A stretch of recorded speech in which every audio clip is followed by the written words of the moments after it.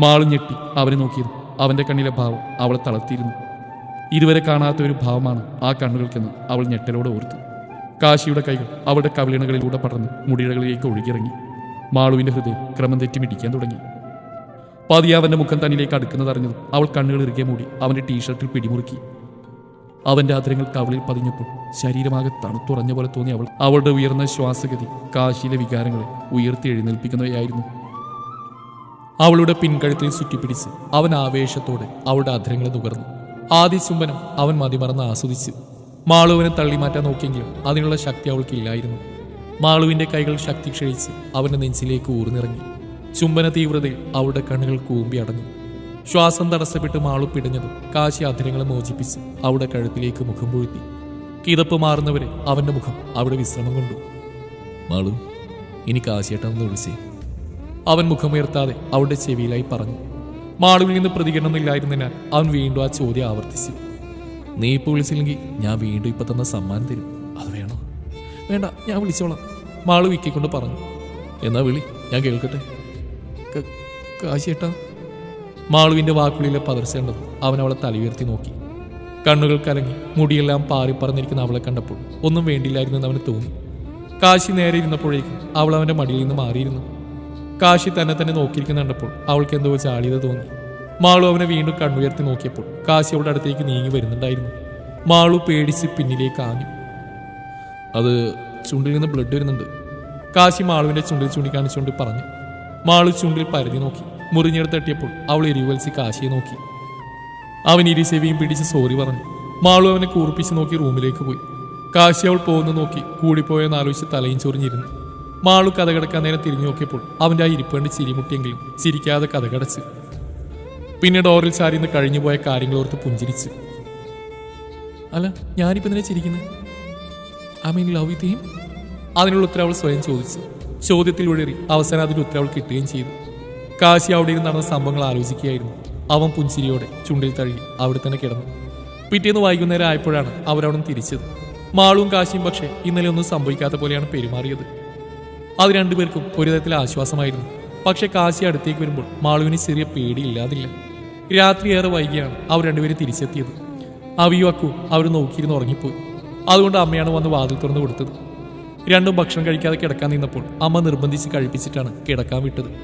രാവിലെ അവിയും അക്കും വന്ന് നോക്കിയപ്പോൾ അവർ രണ്ടുപേരും എണീറ്റിട്ടില്ല. വിളിക്കാൻ ചെന്നപ്പോൾ അമ്മ രണ്ടിനെ ഓടിച്ചു വിട്ടു. അങ്ങനെ അവർ രണ്ടുപേരും ഉണരുന്നവരെ രണ്ട് മുറിക്കുമ്പിൽ കുത്തിരിപ്പ് സമരം തുടങ്ങി. കാശിയാണ് ആദ്യം എഴുന്നേറ്റത്. നോക്കുമ്പോൾ മാളുവിന്റെ കൈയും കാലൊക്കെ തന്റെ നെഞ്ചത്താണ്. അവൻ അതെല്ലാം എടുത്തു മാറ്റി നേരെയിരുന്നു.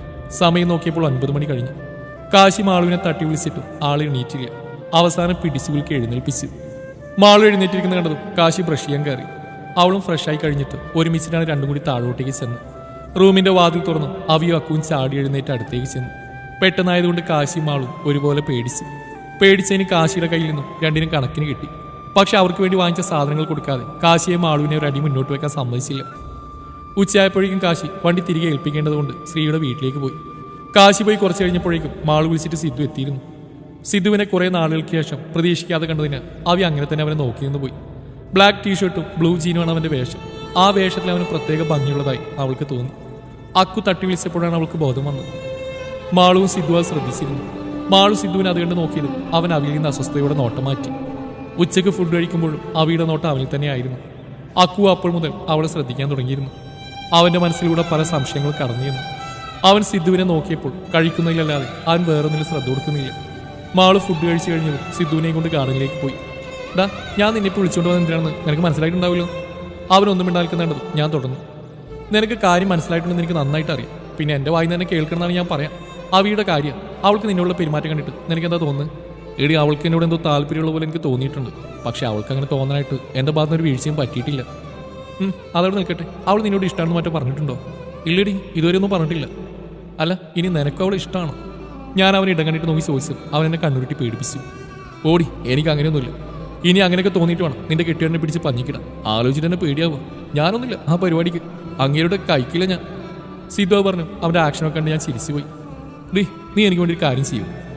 അവൻ സീരിയസ് ആയി പറയുന്ന കേട്ടു. ഞാൻ ചിരി നിർത്തി അവനെ നോക്കി. നീ അവയോട് ഇതിനെപ്പറ്റി ഒന്ന് സംസാരിക്കണം. അവൾക്ക് ഇതൊക്കെ ഈ പ്രായത്തിൽ തോന്നുന്ന just A kind of attraction ആവും. നീ ഒന്ന് അവളെ പറഞ്ഞ് മനസ്സിലാക്കണം കേട്ടോ. അവൻ പറഞ്ഞാൽ കാര്യമുണ്ടെന്ന് എനിക്കും തോന്നി. ഞാൻ സംസാരിക്കാൻ അവൻ ഉറപ്പുകൊടുക്കുകയും ചെയ്തു. സിദ്ധു ഇറങ്ങാൻ നിൽക്കുമ്പോഴാണ് കാശി തിരികെ വരുന്നത്. അവനെ കണ്ടത് കാശി അടുത്തുനിന്ന് സംസാരിച്ചു. ഓഫീസിലൊന്നും പോകുന്നില്ലെന്ന് ചോദിച്ചപ്പോൾ അവൻ അയ്യോ അമ്മേനെ കാണാൻ പേടിക്കും എന്ന് പറഞ്ഞ് സ്കൂട്ടായി. അവന്റെ പോക്ക് നോക്കി ഞങ്ങൾ ചിരിച്ചു. സിദ്ധു പോയി കഴിഞ്ഞതും അവിയോട് സംസാരിക്കണമെന്ന് തീരുമാനിച്ചുകൊണ്ട് ഞാൻ മുകളിലേക്ക് വന്നപ്പോഴാണ് കാശി ഒരു കോഫി ചോദിച്ചു. ഞാൻ പിന്നെ അവിയോട് ഇത്തിരി കഴിഞ്ഞ് സംസാരിക്കാമെന്ന് വെച്ചു.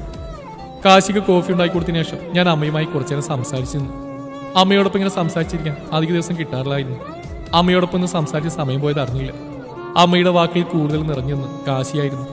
പിന്നീട് രാത്രിയിലെ ഫുഡൊക്കെ കഴിഞ്ഞാണ് ഞാൻ റൂമിലേക്ക് പോയത്. എന്റെ ഡ്രസ്സാകെ മുഷിഞ്ഞിരുന്നു. അതൊന്ന് മാറ്റിയിട്ട് കിടക്കാനായി കബോർഡിൽ നിന്ന് മറ്റൊന്നെടുത്തു.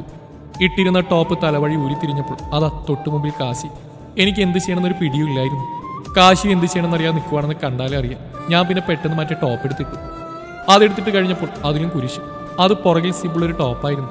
വെപ്രാളം കാരണം സിബിടാൻ പറ്റുന്നില്ല. എത്രയൊക്കെ നോക്കിയിട്ട് പുല്ല് പറ്റുന്നില്ല. അല്ലെങ്കിൽ എന്തെങ്കിലും അത്യാവശ്യമായിട്ട് ചെയ്യുമ്പോൾ ഇങ്ങനെയുള്ള എന്തെങ്കിലും കുരിശുണ്ടാവില്ല. പണ്ടാരം ഒരു കണക്കിന് ഇടാൻ പറ്റുന്നില്ല. പെട്ടെന്നാണ് കാശി വന്ന് പിടിച്ചിട്ടത്. എനിക്ക് പെട്ടെന്ന് ഫ്ലാറ്റിൽ വെച്ച് നടന്നൊക്കെ ഓർമ്മ വന്നു. എനിക്ക് കാശിയെ നോക്കാൻ എന്തോ ബുദ്ധിമുട്ട് തോന്നി. ഞാൻ വേഗം കിടക്കാനായി പോയി. അപ്പോഴാണ് കാശി വിളിക്കുന്നത്. മാളു ഒന്ന് നിന്നേ. എനിക്ക് കാശിയെ നോക്കാൻ വയ്യാത്തതുകൊണ്ട് ഞാൻ അവിടെ തന്നെ നിന്നു. നിനക്ക് ഇപ്പോഴും എന്നെ അഡ്ജസ്റ്റ് ചെയ്യാൻ പറ്റുന്നില്ലേ? ഈ അകൽച്ച ഇനി മാറുക. അത് കേട്ടപ്പോൾ എനിക്കെന്തോ വല്ലാതായി. ഞാൻ അങ്ങനെയൊന്നും ഉദ്ദേശിച്ചല്ല. എനിക്കറിയാം നിനക്കിനെ ഉൾക്കൊള്ളാൻ സമയം ആവശ്യമാണെന്ന്. പക്ഷെ നീ ഇങ്ങനെ അകന്നു പോകുമ്പോൾ വല്ലാത്ത വേദന തോന്നുക. നിനക്കിനെന്തോ പേടിയുള്ള പോലെ ഫീൽ ചെയ്യുന്നു.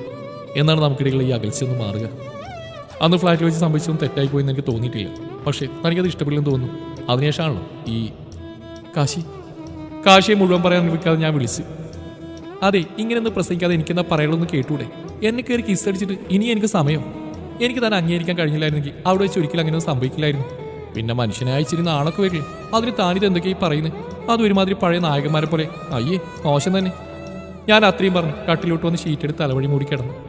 കാശി ഇപ്പോഴും കിളിപോയി നിൽക്കുവാണ്. അവനങ്ങോട്ട് കാര്യം കത്തിയില്ല. അവനൊന്നുകൂടി അവൾ പറഞ്ഞൊക്കെ റീവൈൻഡ് അടിച്ച് നോക്കി. അപ്പോഴാണ് അവന് കാര്യം മനസ്സിലായത്. അവൻ ഇത്ര നാളും ആഗ്രഹിച്ച പോലെ അവൾ തന്നെ പ്രണയിച്ച് തുടങ്ങിയിരിക്കുന്നു. അത് ഇൻഡയറക്റ്റ് ആയിട്ട് കൺഫ്യൂസ് ചെയ്തിട്ടാണ് കുരിപ്പ് പോയി കിടന്നുറങ്ങുന്നത്. കാശിക്ക് എന്താ പറയേണ്ടതെന്ന് അറിയാതെയായിപ്പോയി. ഒരുപാട് കാത്തിരുന്ന ഒരുപാട് ആഗ്രഹിച്ചിരുന്ന ഈ ഒരു നിമിഷം മുന്നിൽ വന്ന് നിൽക്കുമ്പോൾ അവന്റെ സന്തോഷത്തിന് അതിരുകളില്ലായിരുന്നു. കാശി പതിയെ മാളു കിടക്കുന്നതിനരിയിലേക്ക് പോയി. ജീവിതത്തിൽ ഏറ്റവും ആഗ്രഹിച്ച സ്വപ്നം കണ്ട നിമിഷമാണിത്.